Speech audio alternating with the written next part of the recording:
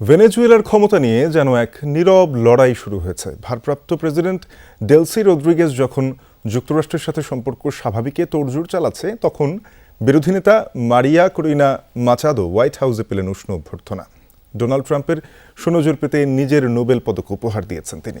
বৈঠককে যেভাবে দুপক্ষই ফলপ্রসূ দাবি করছে, তাতে প্রশ্ন উঠছে, তবে কি রদ্রিগেজের বিকল্প হিসেবে মাচাদোকে বিবেচনা করছে কিনা ট্রাম্প প্রশাসন?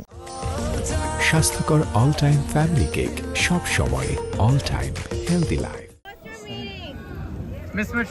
ভেনেজুয়েলার বিরোধী দলীয় নেতা মারিয়া করিনা মাচাদো দেশটির প্রেসিডেন্ট নিকোলাস মাদুরো যুক্তরাষ্ট্রের কাছে আটক হওয়ার পর থেকেই নতুন করে আলোচনায় নোবেলজয়ী এই রাজনীতিক। বৃহস্পতিবার হোয়াইট হাউসের উষ্ণ অভ্যর্থনায় সিক্ত হলেন তিনি। মার্কিন প্রেসিডেন্ট ডোনাল্ড ট্রাম্পের সাথে রুদ্ধদ্বার বৈঠক করেছেন মাচাদো। আলোচনার বিস্তারিত না জানালেও দুপক্ষই একে অপরকে প্রশংসায় ভাসাচ্ছেন। মাচাদো তো নিজের নোবেল পদকই তুলে দিয়েছেন ট্রাম্পের হাতে। তার দাবি, ভেনেজুয়েলার নাগরিকদের ভবিষ্যৎ নিয়ে চিন্তিত মার্কিন প্রেসিডেন্ট।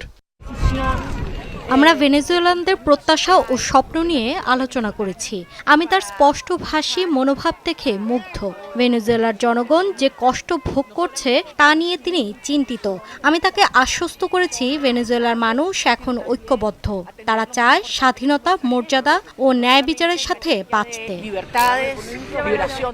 অন্যদিকে যুক্তরাষ্ট্রের সাথে সম্পর্কের বরফ গলাতে বেশ তৎপর ভেনেজুয়েলার ভারপ্রাপ্ত প্রেসিডেন্ট ডেলসি রদ্রিগেজও।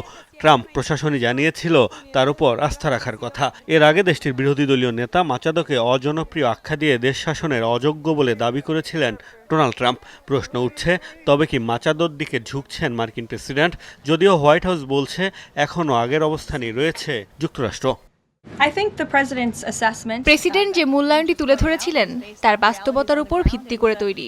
জাতীয় নিরাপত্তা দলের কাছ থেকে পাওয়া তথ্যের উপর ভিত্তি করেই তিনি এমনটি বলেছিলেন। এই মুহূর্তে তার মতামতের কোনো পরিবর্তন হয়নি। ট্রাম্প ছাড়াও মার্কিন সিনেটরদের সাথেও বৈঠক করেছেন মাচাদো। ভেনেজুয়েলায় গণতন্ত্র প্রতিষ্ঠায় তাদের সহায়তা চেয়েছেন তিনি। মোস্তফা মাহমুদ, যমুনা নিউজ।